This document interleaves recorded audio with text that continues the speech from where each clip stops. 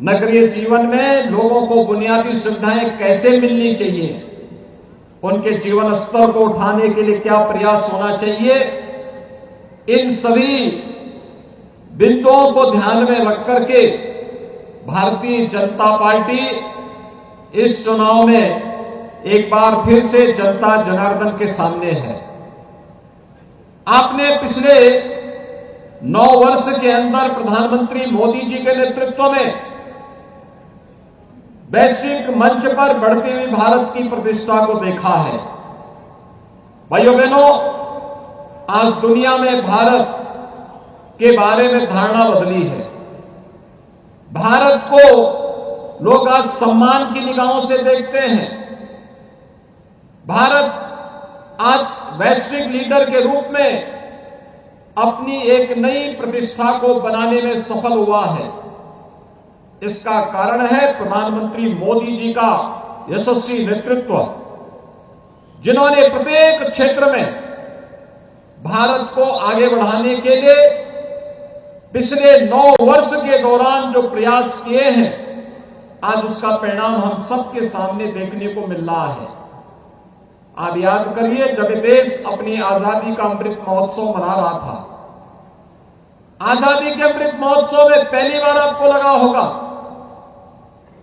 कि 1947 में जब देश आजाद हुआ था, तब हम लोग आजादी के जश्न को देख नहीं पाए थे। आजादी के उस जश्न में उस समय की सरकार ने आम जनमानस को जोड़ने का कितना प्रयास किया होगा, इसका कोई आधिकारिक रिकॉर्ड नहीं। लेकिन भाइयों बहनों, जब आजादी के 75 वर्ष पूरे हो रहे थे, हर घर तिरंगा के माध्यम से प्रधानमंत्री मोदी जी ने प्रत्येक भारतवासी को आजादी के अमृत महोत्सव के साथ जोड़ने का कार्य किया। आजादी के अमृत महोत्सव के वर्ष में जब देश अपनी आजादी के 75 वर्ष पूरे कर रहा था, इससे ज्यादा सुखद अनुभूति क्या हो सकती थी कि जिस ब्रिटेन पर 200 वर्षों ने जिस ब्रिटेन पर भारत पर राज किया था, जिस ब्रिटेन ने 200 वर्षों तक हमारे मूल्यों को कुत्सित तरीके से रौंदने का कार्य किया था, उस ब्रिटेन को पछाड़ करके भारत आजादी के अमृत महोत्सव वर्ष में दुनिया की 5वीं बड़ी अर्थव्यवस्था बना। और भाइयों बहनों, आजादी के अमृत काल के प्रथम वर्ष में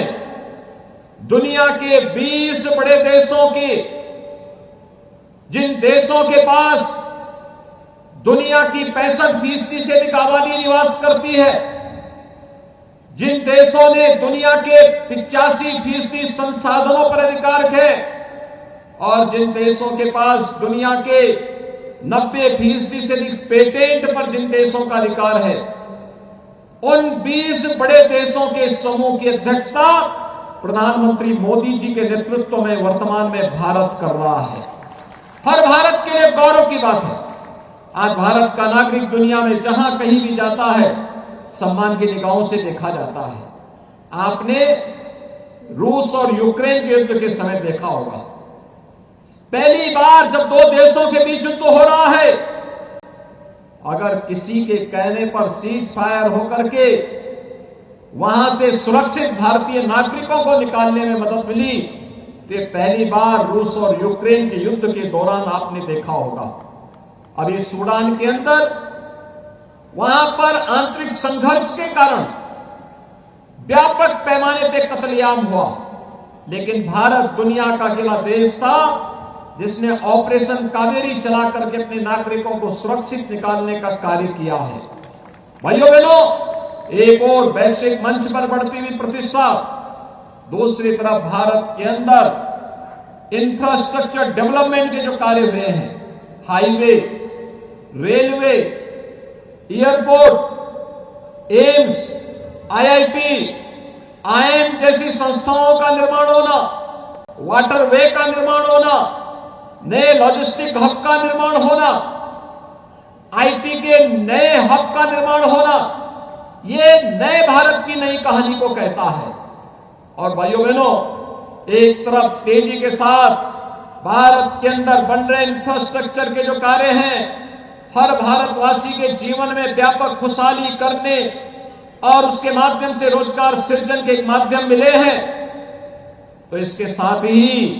हम सबको नहीं भूलना चाहिए कि आजादी के 60-65 वर्षों तक जिन लोगों ने देश के अंदर शासन किया, उन्होंने भले ही नारे भले ही दिए हों, लेकिन एक गरीब के लिए, एक नौजवान के लिए, महिलाओं के लिए, अन्नदाता किसानों के लिए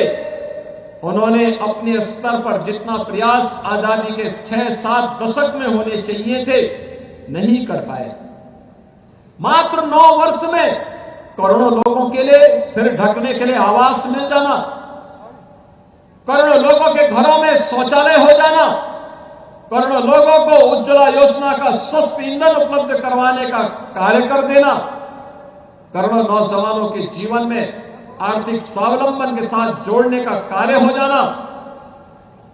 आजादी के बाद 70 वर्षों में जिन गरीबों के बैंक में अकाउंट नहीं खुल पाए थे, उनके जनधन के अकाउंट खुल जाना, 50 करोड़ गरीबों को आयुष्मान भारत की स्वास्थ्य बीमा का कवर का मिल जाना, और भारत अकेला देश है जिसने अपने 80 करोड़ लोगों को कोरोना कालखंड में और आज भी लगातार फ्री में राशन की सुविधा उपलब्ध करवाने का कार्य जो कर रहा है, वो अकेले भारत है। अकेले भारत है जिसने अपने देश के अंदर 220 करोड़ वैक्सीन की डोजेज फ्री में उपलब्ध करवाई है अपने नागरिकों को। दुनिया के किसी भी अन्य देश ने नहीं कर पाया, कोई अन्य देश नहीं कर पाया भाइयों बहनों। और इसीलिए एक और ये कार्य हो रहे हैं, इसके साथ ही विरासत का सम्मान भी हो रहा है। आजादी के अमृत महोत्सव वर्ष में कोई जनपद नहीं जहां स्वतंत्रता संग्राम सेनानियों के स्मारकों को सम्मानित न किया गया हो, उनके स्मारकों को भव्य स्वरूप न दिया गया हो, और आजादी की लड़ाई के साथ साथ भारत की आध्यात्मिक और सांस्कृतिक विरासत को भी नई पहचान देने का कार्य आपने देखा होगा। काशी में काशी विश्वनाथ धाम का निर्माण हो चुका है, और अयोध्या में 500 वर्षों का इंतजार समाप्त करके भगवान श्री राम के भव्य मंदिर के निर्माण का कार्य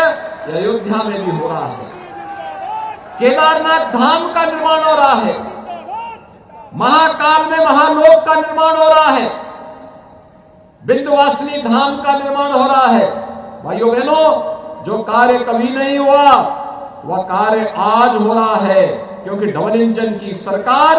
जनता जनार्दन को समर्पित होकर के उनकी भावनाओं का, उनकी आस्था का सम्मान करने का कार्य कर रही है। ये सभी सरकार अपने जनता के हितों को ध्यान में रख करके